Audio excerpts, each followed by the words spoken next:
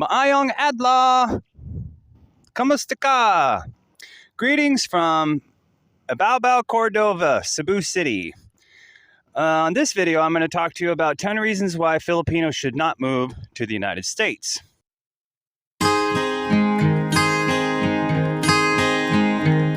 First of all, ask yourself why so many foreigners come to the Philippines.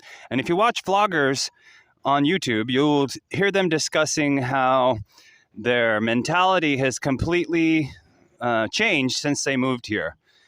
Now, there's reasons for that. So I'm going to tell you Philippines, and maybe you'll understand a little bit more why foreigners love your country so much. Number one, and I know this through experience. I had many Filipino friends because I lived in the Philippines for many, many years, and then I went back to the States, and I just made Filipino friends after that. And one of the common things they would tell me is homesickness, okay? Homesickness is when you miss your home, and it can be pretty powerful. When you get to the States, there's nothing familiar. And remember, when you go to the States, you're the foreigner.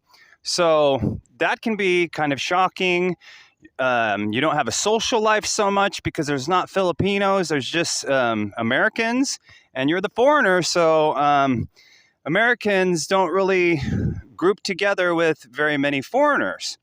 It's just kind of the way it is. So number one is the homesickness. Number two, now in the last 10 years, and it got really, really worse during the pandemic, is the crime. So in the United States, we're currently having a problem with the homelessness. And through the homelessness comes a lot of crime because they don't have money, so they do a lot of things to try to make money illegally with theft and robberies and things of that nature. In fact, my hometown, I won't even go to anymore because the crime is so bad. So what you'll see is some cities have camping tents where all the homeless will group together, hundreds of them, and they'll all live in tents on the side of the road. These tent cities create a lot of crime in the area. There's car break-ins, there's theft from stores. In fact, my home city that I grew up in, a lot of the store owners are abandoning their stores and moving to other places. So crime is a really huge problem in America, and it's nothing like you've ever seen in your home country of the Philippines. So that's number two. Number three is drugs. In America, there's also a huge, huge, huge epidemic of drug use. Now, that also comes along with a lot of the homeless. The drug addicts, the drug addicts ruin their lives and they become homeless. And you'll see them everywhere you go. There's a huge problem with methamphetamines, which in the Philippines, they call it shabu. And so shabu is a really big problem, methamphetamine. And there's also another drug that is gaining popularity, unfortunately, and it's called fentanyl. So the crime and the drug issue, number two and now number three, are really interconnected. So drugs are a huge problem, and they're everywhere, and people will offer you drugs, and you want to avoid all of that because, they're everywhere. And so that is number three, is the drug problem. Number four is people's anger level. Now, people in America are not nearly as friendly as you guys are here in the Philippines. So whereas, if you see a foreigner and a foreigner sees you here in your home country, you're greeting each other, you're smiling, and you're happy to see them. Well, in America, due to all the problems with drugs and homeless and everything connected to that, people tend to kind of keep to themselves. So you don't really get those kind of friendly greetings and friendly interactions between people. So that actually is a huge reason why foreigners love it here so much. Another thing is the anger also branches into, driving. And when you're in a restaurant and it's taking too long, you'll see people getting mad and getting angry and yelling and making comments. When you're driving here in the Philippines, when you honk your horn, it's common. It's more of a warning, like, hey, here I am, or hey, I'm going to overtake you. Over in America, if you honk your horn at someone, it can start a fight. I've even been in that situation where a guy almost hit me. I honked my horn. He followed me all the way to my destination, and when I got out of my car, he wanted to start a fight. This happens all the time. It's called road rage, and it's a very huge problem. And that is another reason why you don't want to move to the United States. Number 5 is language barrier. Now, one benefit of foreigners coming to the Philippines is that you guys all tend to speak some English, and many of you speak very, very good English. When you go over to the United States, no one speaks Tagalog, no one speaks Bisaya. So you are solely dependent on speaking the native tongue, which is English, okay? So what you're going to find is it's going to be more difficult for you to travel around. Interactions at your job are going to be more difficult when you're training for your job.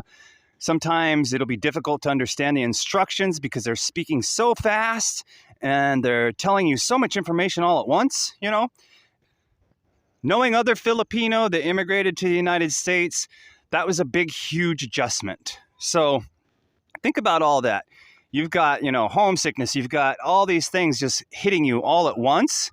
It can be very overwhelming. But the language barrier is huge for jobs, for traveling around, for ordering at restaurants. Everything is all going to be in English, and nobody is going to speak your language. Nobody. Number 6, and this one isn't going to happen very often, but you will encounter it. I know many Filipinos that I would have discussions with, and they all dealt with a little bit of racism, especially in their jobs. A lot of times when your coworkers know that English isn't your first language and you struggle a little bit with that, they will look down on you as though you're not as intelligent. And I've heard many Filipinos tell me that they noticed that this was an issue, that people would make comments or they would talk to them like they were children, or it was harder to get a promotion because, they were Filipino. At least once in your stay in the United States, you're going to encounter racism. Racism has gotten a lot better in the United States, but it still happens. So that's number 6, which is racism. Now, number 7 is the food. Now, there's not a real big Filipino cuisine scene in the United States. In areas like San Francisco and really, really big towns like maybe New York, you'll be fortunate enough to find some of those options. But if you don't live in a city like that, you're probably not going to have any Filipino options. And there's not going to be any huge variety of fruits like there are here. The vegetables are going to be different, and you're just not going to have the same options that you have here. The United States is a colder climate, and they can't grow the fruits over there that are grown over here. We have to import everything. It's not as fresh. One thing that I really, really missed when I moved from the Philippines back to the United States was bananas, saging, because the bananas over there are imported and they just don't taste sweet. I could never find a good banana, but over here, that's the first thing I did when I got off the airport was I wanted a good banana. So fruit and foods, vegetables, meats, fish, all of those things are going to be limited options for you. Number 8, and this one is huge, the cost of living. So the cost of living in the United States is extremely high, and it got worse when the pandemic hit. Everything skyrocketed in price. In my home city that I no longer live in because of the drugs, crime, and cost of living, for example, a one-bedroom apartment cannot be found for anything less than $1,000. And that's pretty rare. It's kind of going up to $1,200 now. But let's just say at $1,000. So an apartment will cost you, let's say, $1,000. That is roughly, depending on the exchange rate, 55,000 pesos per month. Okay? Now in the United States, you have to pay for a lot of other things just to have the apartment. You can't just move in on 1,000. You need to pay first month, last month, damage deposit. So on a $1,000 apartment, sometimes you'll end up spending just $4,000 just to move in. And then there's other things that you need as well. Every month you have to pay for your garbage service. You have to pay for your gas service, water, and electricity. Those are the minimums. And there's other things that you can get as services that you might have to pay for every month too. Factor all that in, plus the food costs are extremely different there. Very, very high. In the United States, they weigh things by the pound. And here, of course, they weigh everything by the kilo. Kilo is 2.2 pounds. So 1 pound is about half of a kilo. So everything is weighed in half kilo. Let's just say that, but it's called the pound. So if you go and you want to buy a fish, you are getting a half kilo for triple the price. So you get less and you pay a lot more for it. A common fish to buy in the United States is called salmon, and it's extremely expensive. A pound of salmon can run you anywhere from $14 up to $20. So if you've got a family and you're trying to feed them some salmon, you need to buy a kilo, which is 2 pounds roughly. So that 2 pounds of salmon is going to cost you $30 US, where here you can get many, many fish in a kilo for a lot less. I go to the market here, I buy a kilo of fish, and I pay, let's say, $2.50. $2.50 in dollars is about $5. So you're getting 2 kilos of fish in the Philippines for $5. In the United States, if you want to buy 2 kilos of fish, it might cost you about $30. So that's huge. Fruit prices are through the roof, and it's not even fresh. Rice, everything. Everything is triple the price for less weight. So the cost of living is a huge, huge concern if you want to try to move to the United States. So that's number 8. Now, number 9 is, and you might not even have thought about this, but it's a huge issue that happens to most Filipinos that do move over there, is your friends and family are going to be constantly contacting you for money. All right? Now, I know that this sounds silly, and you might say, oh, my family wouldn't do those things, but many, many families do. I've known many Filipinos that have complained to me how they just sent money to their family, and then somebody else contacted them with an emergency. And what they don't realize is America's expensive. And so you want to help, your loved ones and your friends and family, but remember, number 8, the cost of living and all the things that I told you, you're spending a lot more, and it's a big struggle.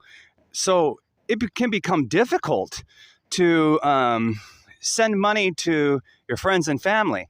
Now, they are all thinking that you're in the land of milk and honey, and it's rich, and you're making, a lot of cash, which of course jobs pay more in the United States, but it's very, very hard to get ahead over there. Now, one thing that I've noticed about Filipinos is when they do go over there, they usually do thrive because Filipinos have a hard-working spirit, and they work their butts off, and they can be very, very successful. You can bypass all of these things over time, and it might be a struggle with the language barrier and all those things that I listed, but once you overcome a lot of those things, then that's when the success happens, and it's usually a process. But the friends and family asking you for money all the time can be a big struggle when you come to the United States. So that's number 9. Number 10, in the Philippines, God is still a part of the culture. You can say God bless you to someone and it won't offend them. In the United States, it could start an argument if you say it to the wrong person. What's God have to do with it? Heard that 100 times. God has nothing to do with it. But here, it's still a part of the culture. You see pictures of Christ on the tricycles. You see it everywhere. It's a very, very, very religious nation here, but in the United States, there is none of that. And that's the reason why there is so many problems in the United States with drugs, with crime, with the politics and the cultural issues that are affecting what a man and a woman is over there. It's all because of the lack of God. And without God in the country, you're seeing exactly the results of it. The country is falling apart. That's number 10. So just remember, people, the United States is not the country that it used to be. It's a big struggle for people that are living there. And there's a reason why so many foreigners want to move to your great country, because it's awesome. And the opinions and all the things that bog your mind down in the States don't exist here. Keep on pushing, keep striving to be better. And remember, he who started a good work in you will finish it. Like and subscribe, drop a comment down below, and salamat!